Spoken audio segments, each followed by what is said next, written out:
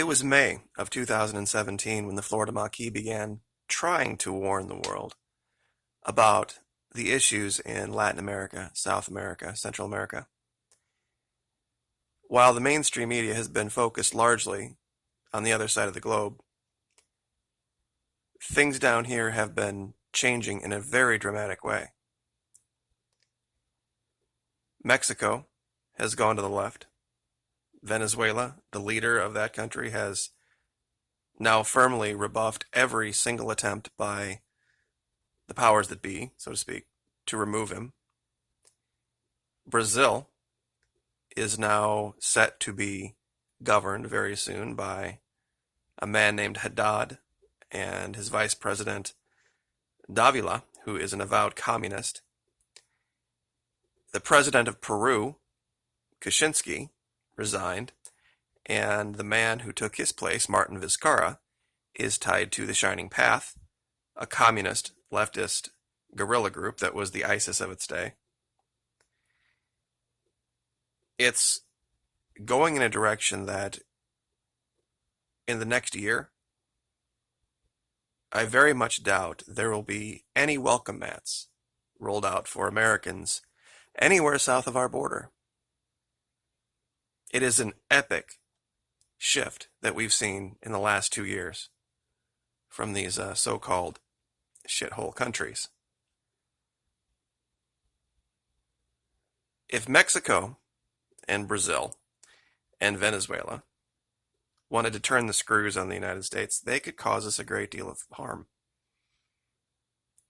And given now that Panama has decided to cut ties with Taiwan and court China, the One Belt, One Road, if they were to add themselves to that list, I cannot imagine what the long-term net effects of all that would be. And I've also made the allegation that there's a part of Florida, the extreme southern part, that operationally is de facto Latin America. It's really not North America. In the way that it operates, in the way that it's governed, it's technically, yes, part of the United States, but if you've ever been to the extreme southern part of Florida, you will see someplace that you probably wouldn't recognize. We have this article here, this is Reuters, that shows this in detail, that there are 3 or 4 candidates running to the left and 1 to the right. And once those other candidates fall out of the race after the first round of voting, it's very clear it's going to be about a 58-42 decision in favor of Haddad and Davila. And in one of the more terrifying moves, the guy on the right, who has a military general for his running mate, has said he won't accept the results and will encourage a military coup to overthrow the government if he loses. And you can read this on Reuters as well. And these people wonder why their people don't support them.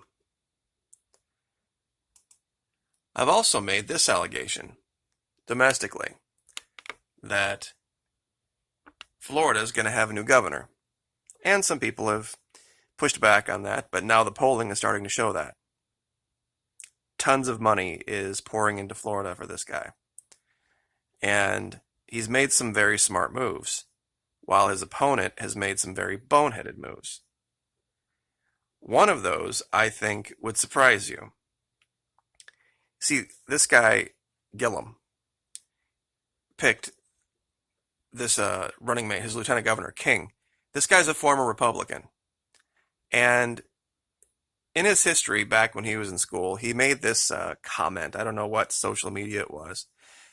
Maybe Twitter, Facebook, I'm just not sure. But basically, when he lost, he made a comment to the effect of, "My opponents nailed me to the cross," which I find ironic since most of them are Jews.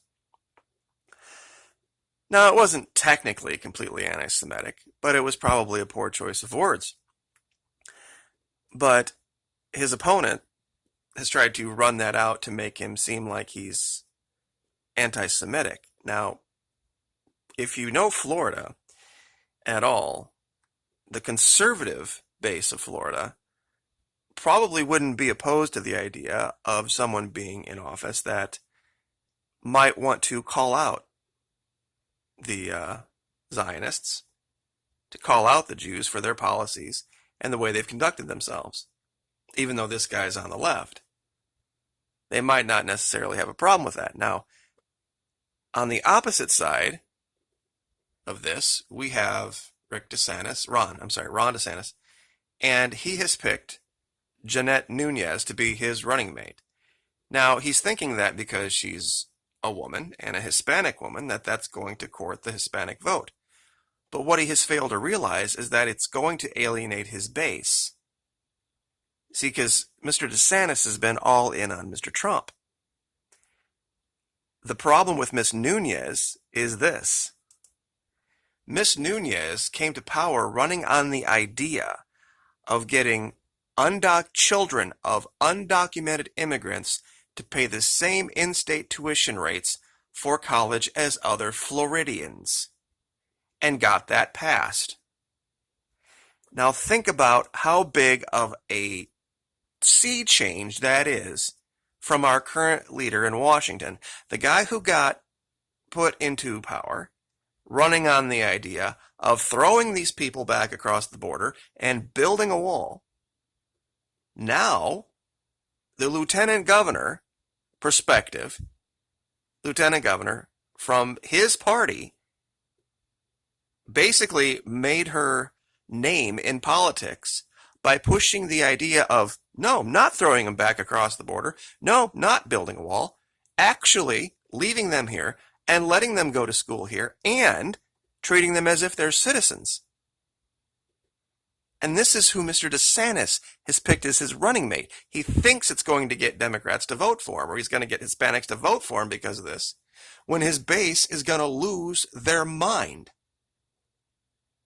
The Trump base is going to lose their mind over this prospect for sure. It's not what they voted for. Now, and whether I agree with it or disagree with it, this isn't the point. It's myopic. That's why DeSantis is going to get crushed. And even if he had made a better choice, the amount of money he's facing, Steyer, Soros, Michelle Obama's been here. I'm sure Barack's going to be on his way. I mean, they're going to put everything into taking, quote unquote, White House South away from the current leader. And especially having it be an African American doing it to boot, with a former Republican by his side. And if you look at the polling and you look at the excitement levels of the people that are behind Gillum versus those that are behind DeSantis, it's not close.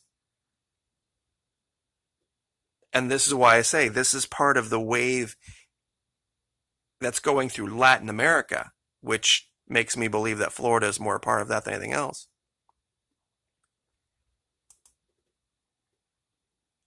And the Miami Herald has picked up on this as well. And they're usually, they've been real rough on Maduro down in Venezuela. And very much pro Marco Rubio and that whole stance. But even now, they have to admit that there is something happening, and it's pretty major. And that it's happened so fast, less than 2 years after the change in administration in Washington, D.C., we have seen our entire hemisphere stand united now against us. And I do mean our entire hemisphere, because I don't think anyone up there in Washington could make the allegation that Canada is standing shoulder to shoulder with us. Canada, Mexico, all through Latin America, about the only two places that still stand by our side right now, and they do so basically under the point of a gun, is Argentina and Colombia. And Argentina is literally in the process of collapsing as we speak. And Colombia is basically just run by drug lords and those who support them. And that's it for the whole Western Hemisphere. And it's not like we're making a whole bunch of friends on the other side of the globe anyway. But we'll leave with this, an interesting story from AP talking about how allegedly our Treasury Department is looking into this corruption issue with these food contracts, these what they call CLAP. It's just an acronym, a Spanish acronym for production of food, the committee in charge of this. And basically, it's their version of SNAP. It's just basically food stamps. Well, if you don't think that Colombia was in on trying to get Maduro knocked out of office, I'm going to read a small part of this, and I'll give you the link to the whole article. Let's see if I can find it here. May 17, 3 days before Maduro was reelected, then Colombian President Juan Manuel Santos, acting on information provided by the U.S., announced the seizure of 15 shipping containers filled with more than 25,000 clap boxes. So 3 days before the election, when all of this food was set to arrive in Venezuela to feed these people, the U.S. stopped it with the help of the Colombians, under this allegation that the people that put it together were corrupt or they overpaid for it. And it's funny because among the transactions, paying for this type of stuff, raising red flags is a September 2017 invoice presented to Venezuela's food ministry by Group Grand for $41 million worth of powdered milk at a price of $7,000 per metric ton, double the market price. What they don't tell you is, of course, it was double the market price. Do you know why? Because sanctions against Venezuela did not allow them to go to just any old provider or the lowest cost provider. They were very limited as to who they could choose to provide this stuff because of U.S. sanctions. And U.S. saying, if you deal with Venezuela, we're going to punish you. So they had to take what they could get. They also talk about all of these quote-unquote shell corporations.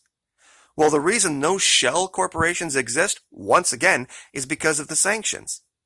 The Venezuelan government has had to stand up with help of other intermediaries, different businesses, in order to get around U.S. sanctions so that they can buy food to feed the country. We see this exact same thing happening in Europe with the Iranian sanctions. The EU, Russia, China, South America is sick and damn tired of this country using sanctions as a military weapon, saying either our way or the highway.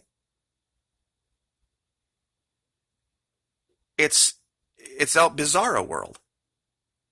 First, you sanction them to the point where they can't buy food from anybody, and then when they try to go backdoor, maybe set up a brand new system that circumvents the dollar, then you attack them for that as well. Trying to get your way. And this is classic big business tactics.